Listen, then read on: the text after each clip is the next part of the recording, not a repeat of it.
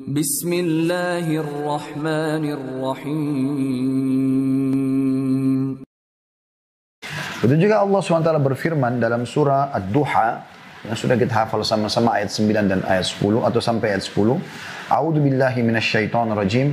Fa'ammal yatima fala takhar wa ammas sa'ila fala tanhar.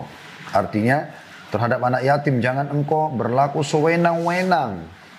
Bagian pegang buku Riyadhus Shalihin ada footnote nomor 270, yakni jangan seenaknya mengambil hartanya karena dia lemah.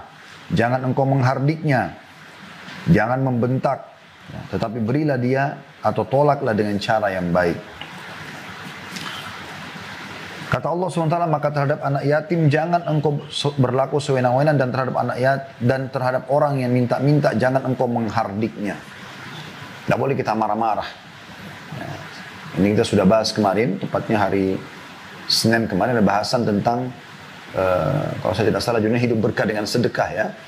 Bagaimana konsep dasar seorang muslim sebagaimana dikatakan oleh para ulama salaf ya. Kita harus merasa lebih butuh terhadap sedekah yang kita keluarkan untuk kita keluarkan dibandingkan orang yang menerimanya, gitu kan? Sehingga kita selalu merasa butuh mencari mana nih orang fakir kita bantu, seperti itu. Dan itu konsep dasar dan fondasi dasar sedekah dalam Islam. Harusnya seperti itu. Ya. Karena kapan kita merasa dia yang butuh, maka kita akan sewenang-wenang. Dan Allah melarang dalam Al-Quran, surah Duha ayat 9 dan ayat 10. Ayat 10 terutama. Orang yang minta-minta, jangan kau hardik mereka. Kau nggak tahu diri, kemana sudah saya bantu, kau masih minta lagi, dan seterusnya. Nggak usah berkeluh kesah. Allah Subhanahu Wa Taala yang menggerakkan dia untuk datang kepada Anda. Sehingga maksimalkan kesempatan itu. Juga beliau mengangkat dalil yang selanjutnya yang keempat adalah surah Al-Ma'un ayat 1 sampai ayat 3 yang bunyinya a'udzubillahi minasyaitonir rajim ara'aita alladhi yukadzibu bid-din fadzalika alladhi yad'ul yatim wa la yahuddu 'ala ta'amil miskin.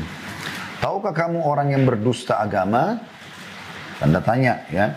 Ada footnote nomor 271 di bawah, yakni mendustakan balasan amalan atau Islam. Ya. Jadi maksudnya dia bagaimana mendustakan. Gak ada tuh surga, gak ada balasan amal soleh sehingga mereka tidak mau berbuat amal soleh. Itulah orang-orang yang menghardik anak yatim dan tidak mendorong orang memberi makan orang miskin. Artinya yang Allah Subhanahu Wa Taala menganggap dalam ayat ini orang yang mendustakan agama, mereka tidak yakin dengan balasan kalau membantu orang miskin malah kita akan diberikan rezeki, kita akan terima dalam bentuk pahala hari kiamat. Itu mereka, justru karena itu mereka hardik para orang miskin dan para anak yatim. Untuk apa bantu mereka? Mereka kan bisa hidup sendiri, mereka bisa bekerja, mereka masih kuat. Banyak, 1001 alasan yang dibisikkan syaitan lalu mereka mengiyakan. Tugas kita, saudaraku seiman, kalau ada yang minta adalah memberi, bukan menghardik. Dan tugas kita kalau ada kesempatan beribadah, eksekusi, bukan negosiasi. Bagaimana kita langsung eksekusi. Azan sholat, orang miskin minta kasih. Kesempatan zikir langsung, baca Quran langsung, jangan tunda. Dan saya sudah bahasakan juga di pertemuan-pertemuan sebelumnya, di kajian-kajian yang kitab yang lain. Kalau seseorang antara kita merasa malas mengerjakan sebuah ibadah, maka pada saat itu berarti dia sedang diserang oleh syaitan.